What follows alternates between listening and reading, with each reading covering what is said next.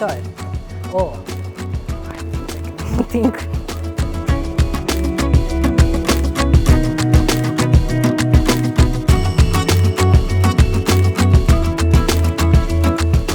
Hands down the weather. Not right now, it's too hot. But apart from that, once April and a little bit of May passes over, it's beautiful weather. First of all, Mysore is not a metropolitan city. There are a lot of trees, a lot of low-rise buildings. It's a lot of architecture around here. The trees, the shade, and there are a lot of eateries, like you find eateries everywhere and very tasty food. The street dosas. Now, once architecture hits you, you tend to wander and wonder a lot. So Mysore is a nice place to wander and wonder. There are some cafes, there are some restaurants, there are some chat centers, very local chat centers. Must-see spots in Mysore. One is Chamundi Betta for sure. You have to go on top of Chamundi Betta during the sunset. The view is spectacular. Whenever we are like stressed out of work or anything, we usually be in college itself. Like the college accommodates all our mood swings. But apart from college, we usually go around to Chamundi Hills, or there is a lake nearby called Sagarkatte. So those two are the most hangoutable spaces like we prefer in Mysore.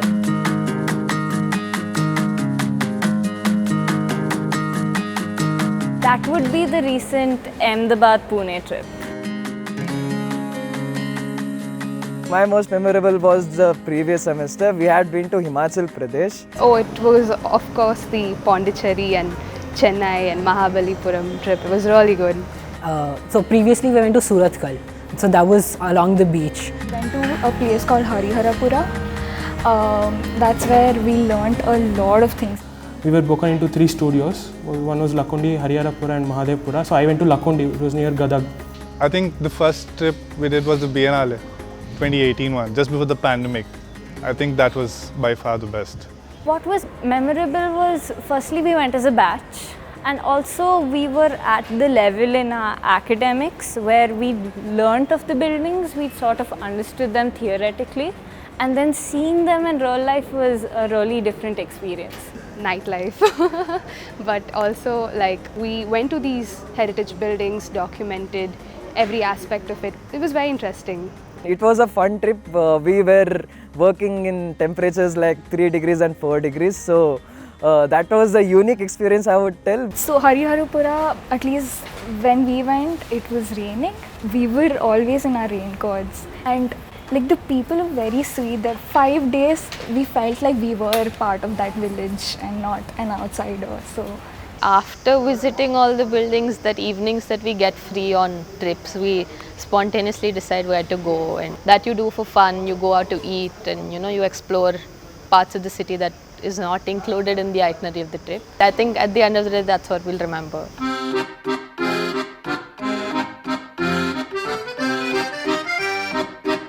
The apocalypse.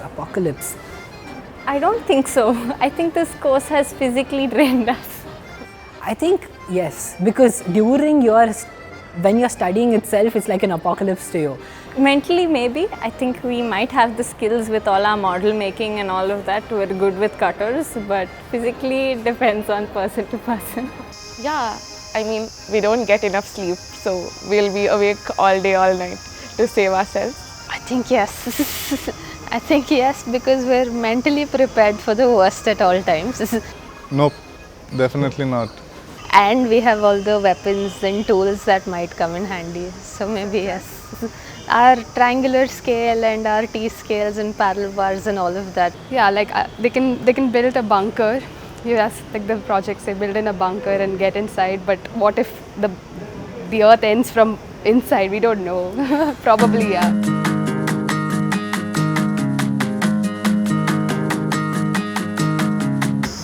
Studio classes. Studio classes. Theory. I like theory. Studio. I would say definitely a studio. Theory. I would say theory, yeah. I think studio. It's a tricky question because I like theory. Because you need a bit of theory to work in studio. You can't directly go into studio because then you have no basis to work on.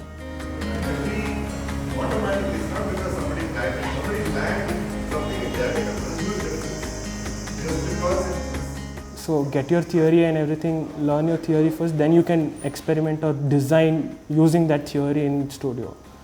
So I don't pick one over the other.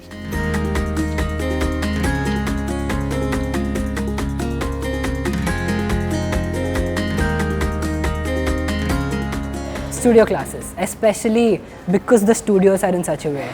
So this kind of an open studio, it creates one nice dynamic environment where people can have their intellectual thoughts collide.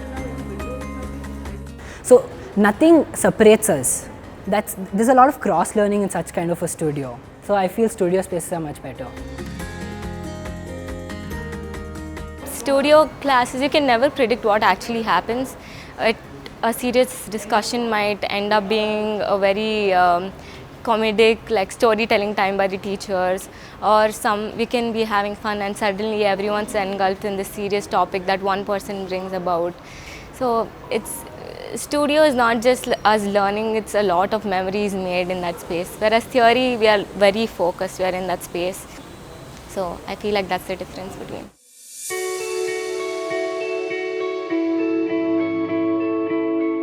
Vertical studio, the point of it is to connect batches across. Usually, the students across all the semesters come together to do a project. Cross learning is the main aspect. You have guests and experts that come from outside. With a different mentor outside the college. So this is a nice thing that college does. So this kind of helps us to know our seniors better, our seniors and our juniors better. They get a lot to learn from you and you get a lot to learn from them. It's still very related to architecture. That's what we work around.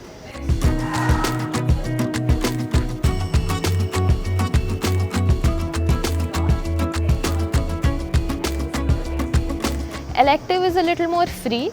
It's like, things that can be connected, like the examples we had were photography and poetry and literature and dance and drama and all of that. It's still a little more free and fun, and it is to explore what you want to do at the end of the day.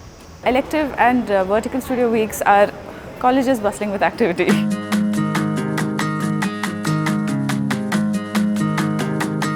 Open elective, my last year was photography. Movie workshop that we did in the first semester, that one. The painting, wall painting. First time I took ceramics. Second time I took literature.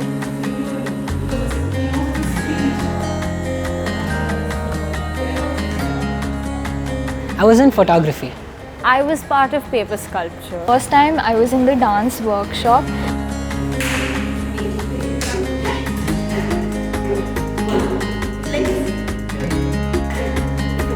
We had an elective of photography, and happily it was not architectural photography. It was just people and plants. There was an elective of bird watching. Again, nothing architectural about it. Yeah, I took bird watching. I ended up with the binoculars around college. Last semester I learned a lot of capturing stories and instead of capturing photos. There is nothing accidental in a movie. Everything is planned. So that thing I learned in the workshop.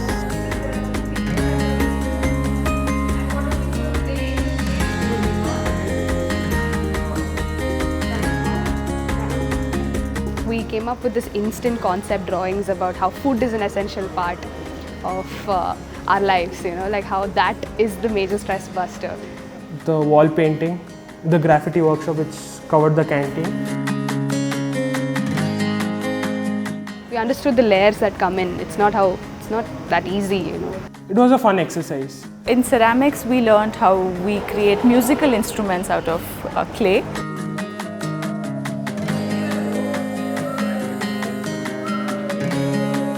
I think all of us were asked to write a little bit about the city or about anything that we liked. We even did a couple of readings. So we went out, we documented the college, in and around college. There was a drone which we flew, try and understand how those works, some technicalities of it. We learnt about it through biomimicry. There was a certain kind of cell called the Voronoi cell.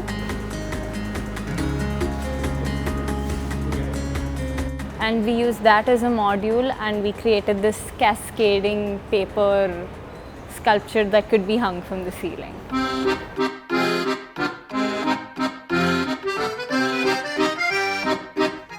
It's not true, but during initial semester works, you'll usually get your 8 hours of sleep. In our beginning semesters, I remember we didn't sleep at all.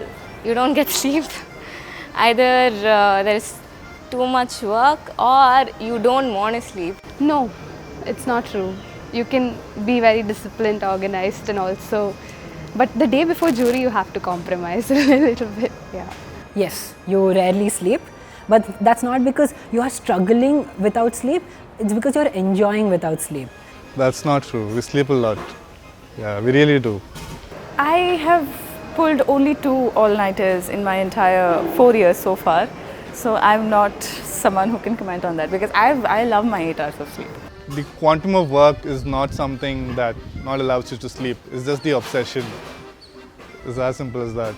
But it's also fun, you know, like if for juries and all, you're spending the entire night in campus, everybody is there, we're also dancing, singing and panicking at the same time. Earlier, we used to be like, we are staying up till 3, our life is so hard. Now we're just like, oh, 3 o'clock, we should probably get some sleep in. It's something that now we're all used to. When you have to do it, you do it. When you can avoid it, that is the best.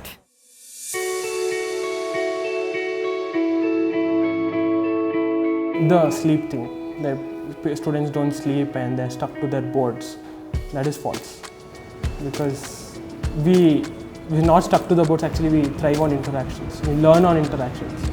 I don't know, like study a lot, like yeah, we have to study, we have to learn, but it's not the school kind of studying. The need to have exceptional drawing skills, I don't think that's true. First sem, including myself, when I came into the course and I looked around, I thought, you know, how is this possible? Not everybody can draw. But then slowly you realize they either develop it or in the end you figure out a way to show what you want to show. So that exceptional drawing skill is not something that's required. People say you need to have a calling for it, like you need to be gifted, you need to have a skill set before architecture. I really believe that's a myth. I really believe anyone and like from anywhere can do this course at any age.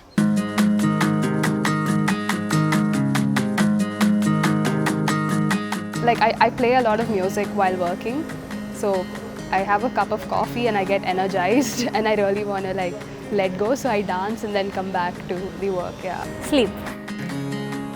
For sure, sleep. It would be stress eating during the juries. I eat a lot. When we used to stay in the PG, we had a lawn outside, so just sitting there and having chai, 4 o'clock the day before jury when you're trying to question whether you'll finish or not. Like spending time with my mom or my dog or some plants. Something that has nothing to do with college is what usually I do a day before the jury.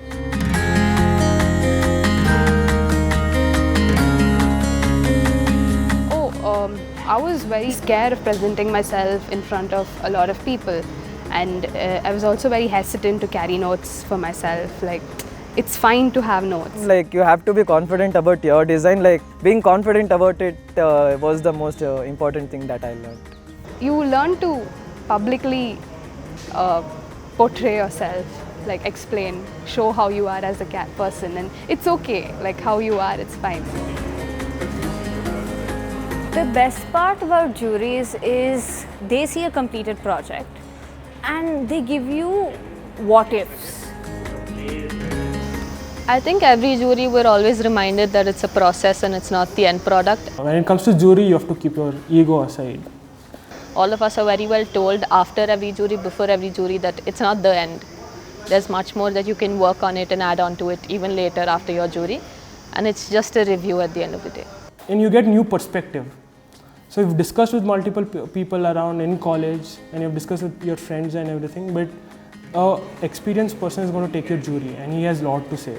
He might look at your project from a different angle. So you have to take that critic and work upon it. That there is no right or wrong. You always have the freedom to explore, and sometimes it won't work, sometimes it does. Having that open mind is something that I've learned in jury. During your discussions with your faculty, there are n amount of things you see. But then when you are showing your project to people who have never seen you know your project. So when they put in their thoughts into your umbrella of thoughts, that distinction is what you learn.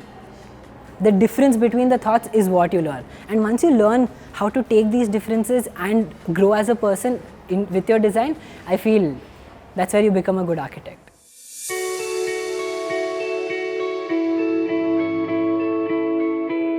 Observing something without intellectualizing it, the beauty of keeping it as it is, and that really blew my mind because I hadn't heard anyone speak about it before. So it was very interesting that came up in a college of architecture. Usually in architecture it's, okay, why do you do this? How do you do this? Like the reason behind it. Sometimes it's beautiful to just let things be as it is. So I think every now and then we're shown a different way of representing something. You can use any medium to portray your work. It shouldn't be like digital or hand done. You can also use materials like charcoal. You can you don't have a fixed way of working. You can work your own way. I would say second semester BC, there's building construction. We were supposed to draw. Srinivas sir was taking a class for us and we had to draw the library, the portico. And I remember in a semester he sent us to the library 35 times. I think that's the most time we've been to a library and not even to read a book, just to measure it. So yeah, I think that patience is something I think is the biggest thing I've learned.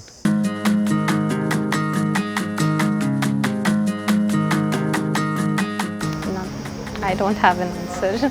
I don't think anybody has an answer. I think it's still too early. I can't exactly put it in terms right now. That's a big question. 5 years is too less. On the first day of my course, I said architecture is something that bridges or connects the outdoor and the indoor.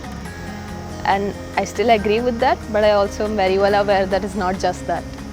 Architecture is something where it's something what one feels in a space. Yeah, that's architecture for me. Architecture to me right now is another form of storytelling.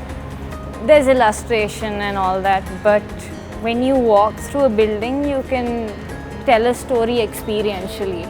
See, that keeps changing in the stages of an architect. So as a student, architecture would be just study of built structures. Architecture for me is creating spaces to bring people together. It's more about not built structures, but the people around, the interaction and where that interaction happens.